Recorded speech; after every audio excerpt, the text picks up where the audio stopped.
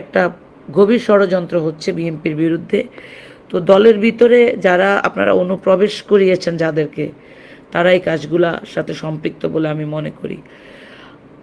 আর এটা আমাদেরকে হালকা করে দেখলে হবে না, এটা প্রতিহত করতে হবে। গতকালকে দেখলাম আমাদের নেতা জনাব তারেক রহমানকে নিয়ে স্লোগান দিচ্ছে, এবং আমাদের শিক্ষিত সমাজ যারা জেনজি জেনারেশন, যারা এই দেশকে আগামীতে নেতৃত্ব দিবে, তাদের মুখ দিয়ে যে ভাষাগুলো বেরোচ্ছিল, এটা আমার মনে হয় না যে ওখানে আমাদের দেশের এই তরুণ প্রজন্ম বা তরুণ সমাজ ওখানে গিয়ে এই কথাগুলো বলছে তারেক রহমান সাহেবের বিরুদ্ধে। জনাব তারেক রহমান সাহেব 17 বছর বাংলাদেশের জন্য যে ত্যাগ স্বীকার করেছে, তার মা যে ত্যাগ স্বীকার করেছে, এটা বাংলাদেশের কোনো রাষ্ট্রীয় রাজনৈতিকবিদ করে নাই। সেখানে তাকে নিয়ে স্লোগান দেওয়া হবে কেন? আমরা যারা জাতীয়তাবাদে বিশ্বাসী, আমরা একটা পরিবারের মানুষ, এবং একসাথে আমরা যুদ্ধ করেছি, রাষ্ট্র গড়েছি এবং সমাজ গড়েছি, এবং আজ আমাদের মধ্যে আমাদের দলের বিরুদ্ধে নানা ষড়যন্ত্র হচ্ছে, বিভাজন হচ্ছে এবং সংকট দেখা দিচ্ছে। তো আমি এই সংকটগুলা যেন আমরা মোকাবেলা করতে পারি ধৈর্য দিয়ে, সেজন্য আমার কিছু পরামর্শ থাকবে। হয়তো আমার এই পরামর্শগুলো আপনাদের মাধ্যমে যারা পরামর্শ গ্রহণ করেন অথবা যারা সিদ্ধান্ত নেন তাদের কাছে যেতে পারে। যেমন আমি বলবো যে আমাদের কিছু অভিজ্ঞ এবং বিশ্বস্ত মানুষ আছেন, যাদের অভিজ্ঞতা আমাদের জন্য বিশাল সম্পদ হতে পারে। কারণ হচ্ছে এই সময়ে বিএনপির কিছু অভিজ্ঞ মানুষ প্রয়োজন। আমি প্রথমেই বলবো রিয়াজ রহমান স্যারের কথা, যিনি একজন সাবেক পররাষ্ট্র সচিব ছিলেন এবং পররাষ্ট্রমন্ত্রী ছিলেন, বেগম খালেদা জিয়ার সাথে কাজ করেছেন। তারপর আমি মেজর জেনারেল অবসর রেজাকুল হায়দার স্যারের কথা বলবো। উনি সাবেক ডিজিএফআই এর প্রধান ছিলেন, এবং আমার কাছে মনে হয় দেশের নিরাপত্তা এবং এই যে সন্ত্রাস নির্মূল বা বিএনপির বিরুদ্ধে অপপ্রচার, বাংলাদেশের বর্ডার প্রোটেকশন, এসব কিছু মিলে ওনার কাছ থেকে পরামর্শ নেওয়া যায়। কারণ উনি ম্যাডামের সাথে কাজ করেছেন। অন্তত আমার কাছে যে ইনফরমেশনগুলো আছে, উনি দেশ বিরোধী ষড়যন্ত্রকারীদের সাথে আতাত করে নাই, এবং যারা তাকে বিভিন্নভাবে ষড়যন্ত্রমূলকভাবে প্রতিহত করার চেষ্টা করেছে, তারাই শেষ পর্যন্ত আপনার বিশ্বাসঘাতক হিসেবে বাংলাদেশের মানুষের কাছে পরিচিত ছিল। তারপর আমি বলবো মাহমুদুর রহমান স্যারের কথা, আমার দেশ পত্রিকার সম্পাদক। হয়তো অনেকের অনেক মতামত থাকতে পারে ওনার আইডিওলজি, ওনার রাজনৈতিক বিশ্লেষণ, ওনার তথ্য সব কিছু নিয়ে, কিন্তু তারপরে আমি মনে করি উনি তথ্যযোদ্ধা একজন, গণমাধ্যম এবং সমাজকে নিয়ে দীর্ঘদিন ধরে লড়াই করছেন, এবং কমন শত্রুদেরকে উনি চিনেন। ওনার অনেক বই আপনারা জানেন। তো এই সময় আমি মনে করি ওনার পরামর্শ আমাদের প্রয়োজন হতে পারে, এবং প্রয়োজন হতে পারে বলা ঠিক হবে না, আমাদের প্রয়োজন। আমি অনুরোধ করছি এই অভিজ্ঞ মানুষগুলা দিয়ে একটি বিশেষ পরামর্শ কমিটি গঠন করেন। তারা দলকে সঠিক কৌশল এবং দিক নির্দেশনা দিতে পারবে। আজকে যারা উপদেষ্টা কমিটিতে আছেন, বয়োজ্যেষ্ঠরা আছেন, তাদের অভিজ্ঞতা আছেন, কিন্তু আমাদের নতুন প্রজন্মকেও যুক্ত করতে পারেন আপনারা। কারণ ষড়যন্ত্রের ধরন বদলে গেছে বাংলাদেশে। এখন যুদ্ধ এখন মাঠে না, যুদ্ধটা এখন প্রযুক্তিতে, যুদ্ধটা এখন আপনার মিডিয়াতে হচ্ছে। অতএব অভিজ্ঞতার তারুণ্যের মধ্যে একটা কানেক্টিভিটি থাকা খুব জরুরি বলে আমি মনে করি। আজকে এই ভিডিওটা করার পিছনে আমার আরেকটা কারণ হচ্ছে, দেখেন আজকে বিভিন্ন ইলেকট্রনিক মিডিয়া বা সোশ্যাল মিডিয়া ফিডে আমরা দেখলাম আমাদের শহীদ রাষ্ট্রপতি জিয়াউর রহমানের ছবি পায়ের নিচে রেখে তামসা করা হচ্ছে। কত বড় দুঃখের কথা এই জিনিসটা। যারা এই অপমান করছে তারা জানে না শহীদ জিয়া ছিলেন মুক্তিযুদ্ধের জেড ফোর্সের অধিনায়ক, মুক্তিযুদ্ধের ঘোষক, স্বাধীনতার ঘোষক। উনি দেশের স্বাধীনতার জন্য জীবন বাজি রেখেছেন, এবং কমন শত্রুদের দ্বারাও ওনাকে খুন করা হয়েছে। যারা আজকে এই কাজগুলো করছেন, তাদের অপমানের জবাব আমরা কৌশলে দেব, সংঘাত দিয়ে নয়, আইন, তথ্য এবং মিডিয়া শক্তির মাধ্যমে দিব। এবং আমি মনে করি বাংলাদেশ জাতীয়তাবাদী দলের যে মিডিয়া সেল আছে, এই বিষয়ে প্রত্যেকটা আপনারা যারা সদস্য আছেন মিডিয়া সেলে, অফকোর্স আপনাদের কাছে আমাদের আর্কাইভ আছে। শহীদ রাষ্ট্রপতি জিয়াউর রহমান সম্পর্কে এই প্রজন্মকে এভাবে নেগেটিভ ন্যারেটিভ দিয়ে তৈরি করা হচ্ছে, that is not good for us. কারণ হচ্ছে শহীদ রাষ্ট্রপতি জিয়াউর রহমান বাংলাদেশের সরকার প্রধান যখন ছিলেন, রাষ্ট্রপ্রধান যখন ছিলেন, তখন তিনি এই ধরন দেশবিরোধী কোনো ষড়যন্ত্র করেন নাই। তাহলে তাকে একই মানে অ্যালাইনমেন্টে কেন শেখ মুজিব এবং শেখ হাসিনার সাথে তুলনা করা হচ্ছে, কেন তার ছবিতে পা দেওয়া হচ্ছে? আপনারা এখন পর্যন্ত, আমি ওরকম বিশ্লেষণমূলক, বিএনপির অনেক পুরনো নেতা আছেন যারা শহীদ রাষ্ট্রপতি জিয়াউর রহমান সাহেবের সাথে কাজ করেছেন, তারাও তো মিডিয়া সেলের আপনাদের একটা স্টুডিওতে বসে কথাগুলো বলতে পারেন, প্রতিবাদ জানাইতে পারেন, আপনাদের সোশ্যাল ফিডে কথাগুলো বলতে পারেন। আমি মনে করি এটা একটা গভীর ষড়যন্ত্র হচ্ছে বিএনপির বিরুদ্ধে। তো দলের ভিতরে যারা আপনারা অনুপ্রবেশ করিয়েছেন যাদেরকে, তারা এই কাজগুলার সাথে সম্পৃক্ত বলে আমি মনে করি। আর এটা আমাদেরকে হালকা করে দেখলে হবে না, এটা প্রতিহত করতে হবে। গতকালকে দেখলাম আমাদের নেতা জনাব তারেক রহমানকে নিয়ে স্লোগান দিচ্ছে, এবং আমাদের শিক্ষিত সমাজ যারা জেনজি জেনারেশন, যারা এই দেশকে আগামীতে নেতৃত্ব দিবে, তাদের মুখ দিয়ে যে ভাষাগুলো বেরোচ্ছিল, এটা আমার মনে হয় না যে ওখানে আমাদের দেশের এই তরুণ প্রজন্ম বা তরুণ সমাজ ওখানে গিয়ে কথাগুলো বলছে তারেক রহমান সাহেবের বিরুদ্ধে। জনাব তারেক রহমান সাহেব 17 বছর বাংলাদেশের জন্য যে ত্যাগ স্বীকার করেছে, তার মা যে ত্যাগ স্বীকার করেছে, এটা বাংলাদেশের কোনো রাষ্ট্রীয় রাজনৈতিকবিদ করে নাই। সেখানে তাকে নিয়ে স্লোগান দেওয়া হবে কেন? কোন কারণে হবে? আজকে হয়তো এখানে অনেকেই বলবেন যে উনি দলের প্রধান হিসেবে দায়িত্ব পালন করছেন, সব কিছু তার দোষ হবে। কিন্তু দেখেন, আওয়ামী লীগের অনেক সন্ত্রাসী, সুবিধাবাদী, ব্যবসায়ী গোষ্ঠী আজ বিএনপির ভিতরে ঢুকে গেছে। এরা দলকে ভিতর থেকে ধ্বংস করতেছে। এবং আমার অনুরোধ থাকবে, সদস্য যাচাই প্রক্রিয়াটা শুরু করেন আপনারা। কারা অনুপ্রবেশ করেছে তাদের একটা তালিকা করেন, প্রয়োজন হলে সাংগঠনিক একটা ব্যবস্থা নেন। আমি একটা জিনিস সেখানে অ্যাড করব, খুলনায় একজন বহিষ্কৃত নেতাকে গুলি করে রক কেটে হত্যা করা হয়েছে। সেও তো একজন মানুষ, তার পক্ষে কেন আপনাদের মিছিল মিটিং দেখলাম না আমরা? রক কেটে হত্যা করা হয়েছে, ওইটা ধামাচাপা দেওয়ার জন্য আপনারা 9 তারিখের ঘটনাটাকে এমনভাবে বাংলাদেশে হাইলাইট করতেছেন যেটা মনে হচ্ছে যে বিশাল বড় কিছু। এটা হ্যাঁ, অবশ্যই বড় কিছু, একজন মানুষকে পাথর মেরে তার উপরে নাচা। এই লোকের পরিচয় হচ্ছে সে আগে হাজি সেলিমের লোক ছিল, সন্ত্রাসী যুবলীগের সাথে সম্পৃক্ত ছিল, তার সাথে আওয়ামী লীগের নেতাদের ছবি অলরেডি সোশ্যাল মিডিয়াতে আপনারা দেখেছেন। তাহলে সে কিভাবে বিএনপির যুব দলের একজন কর্মী হিসেবে ঢুকে পড়ছে? এটার জন্য কারা দায়ী? যুব দলের যারা কমিটি কন্ডাক্ট করে, তারা কি ইনভেস্টিগেশন করে? এটা সমস্ত দায় হচ্ছে যুব দলের।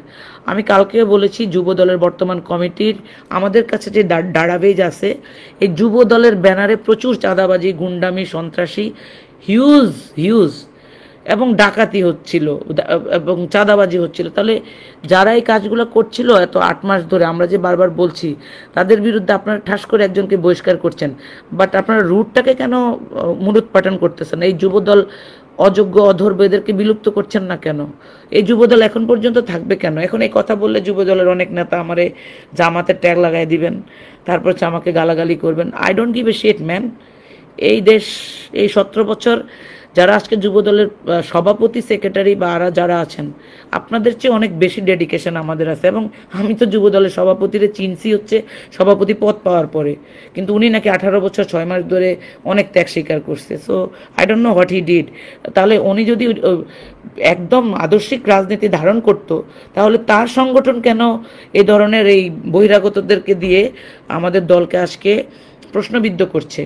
বিএনপি কি বলেছে যে বিএনপি একটা রাজনৈতিক দল, তারা সরকার গঠন করবে? তারা কি আপনাকে শিখিয়ে দিবে যে পাথর মেরে মারা হোক? তারেক রহমান সাহেব কি বলছে যে কাউকে পাথর মেরে মারা হোক?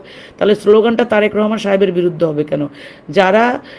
যারা এই যুবদলের দায়িত্বে আছে তাদের বিরুদ্ধে স্লোগান দেন আপনারা যদি প্রতিবাদটা করতে চান। এখানে সূক্ষ্ম পরিকল্পনা করা হচ্ছে। এখানে বাংলাদেশের আইন শৃঙ্খলা, গোয়েন্দা সংস্থার কিছু দালাল, তারপরে হচ্ছে ভারতীয় হিজিমনি যারা লালন পালন করতেছেন, এভরিবডি এখন ইউনাইটেড হয়ে বিএনপির বিরুদ্ধে লাগছেন। এখন এটাই তো সত্য। তাহলে সত্যটাকে যদি আপনারা বুঝতেই পারেন, আপনাদের মগজের মধ্যে যদি ওই জিনিসগুলো না খেলে, তাহলে আপনারা কিসের রাজনীতিবিদ হয়েছেন? আপনাদের যদি দূরদর্শিতাই না থাকে।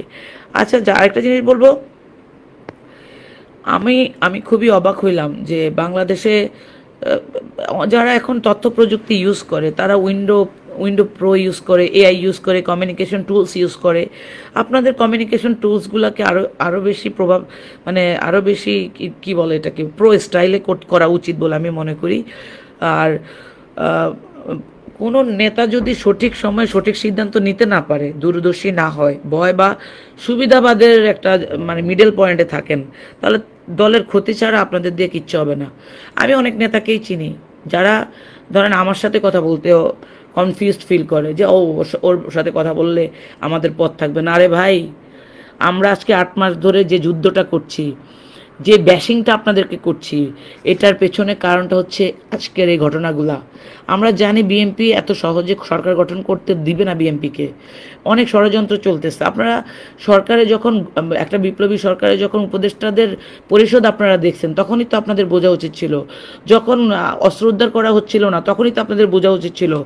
যখন আপনার আর্মিদের হেফাজতে আওয়ামী লীগের গুন্ডাদেরকে বরাত দিয়ে বের করে আউটপাস দেওয়া হচ্ছিল, তখনই তো আপনাদের বোঝা উচিত ছিল।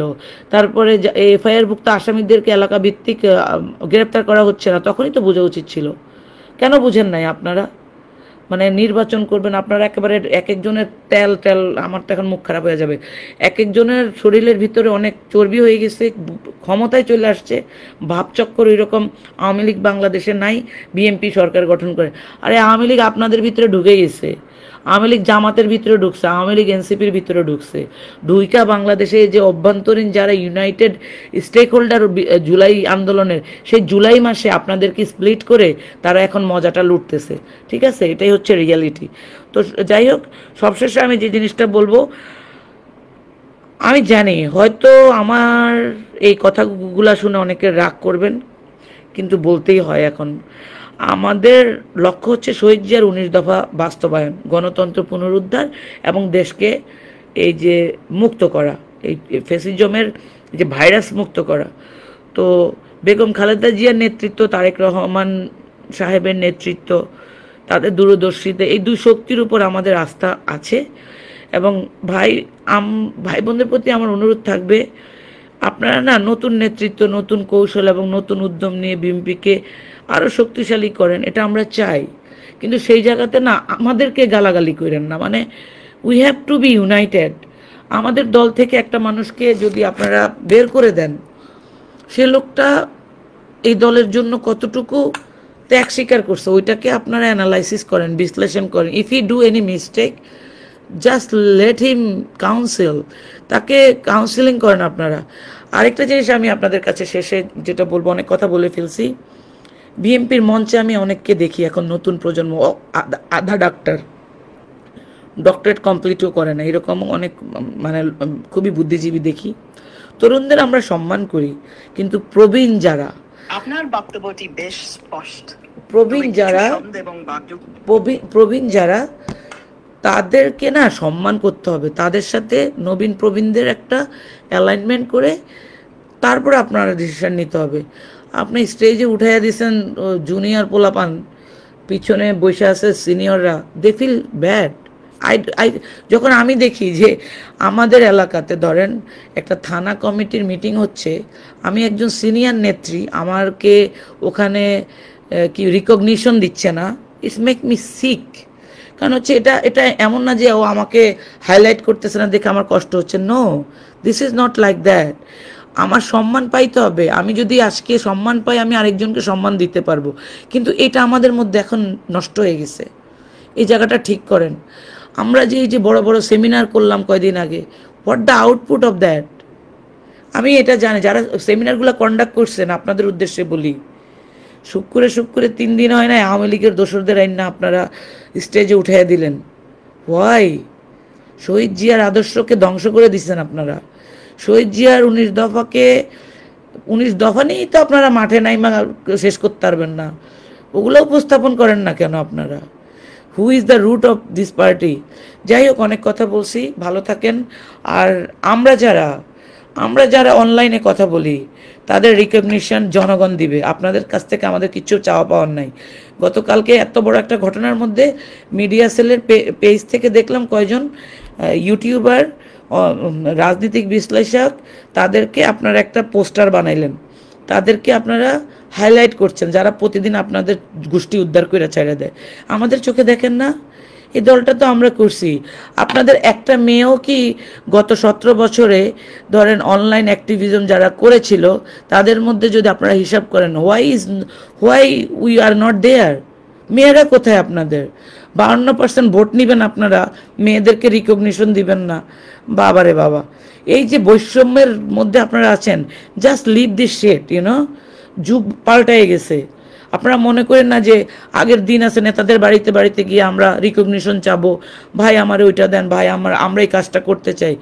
ম্যান, লিসেন আস, ওকে? আমাদের স্টেটমেন্টগুলো পড়বেন, কমেন্টসগুলো, আমাদের আমরা যে কন্টেন্টগুলো লিখি বানাই, এগুলো আপনারা বিশ্লেষণ করবেন। বিকজ আমরা দলকে ভালোবাসি, দেশকে ভালোবাসি, আমাদের এদের কিচ্ছু চাওয়া পাওয়ার নাই আপনাদের কাছে, ঠিক আছে? আমরা চাই আমরা একটা ইউনাইটেড টিম হয়ে দলের জন্য কাজ করতে। ওখান থেকে আমাদেরকে আপনারা জামাত বানায় ছাড়া দিচ্ছেন। জামাতকেও আমি বলবো যে everybody doing their own politics, internal politics, আপনারা পাকিস্তানি দোসর হয়েন না আর। হ্যাঁ, আর এনসিপিকে বলবো জুলাই আন্দোলনের পরের একটা সুন্দর রাজনৈতিক দল হওয়ার কথা ছিল, কিন্তু সেটা না হয়ে এখন আপনারা কারাপ্টেডদের লিস্টে চলে গেছেন। আপনাদের 2-1জনকে অলরেডি দুদক চিঠিও পাঠাইছে। এগুলা ম্যাটার ম্যান। এই যে শহীদদের রক্ত, এগুলা বৃথা যাবে না। এদের সাথে যদি গাদ্দারি করা হয় রক্তের সাথে, সবাই ধ্বংস হয়ে যাবেন খোদার গজবে। যাই হোক, সবাই ভালো থাকেন। বাংলাদেশকে না বর্তমানে যে ষড়যন্ত্র চলছে, এই জায়গা থেকে বাঁচাতে হলে we have to make a nice team to handle it. Thank you everyone.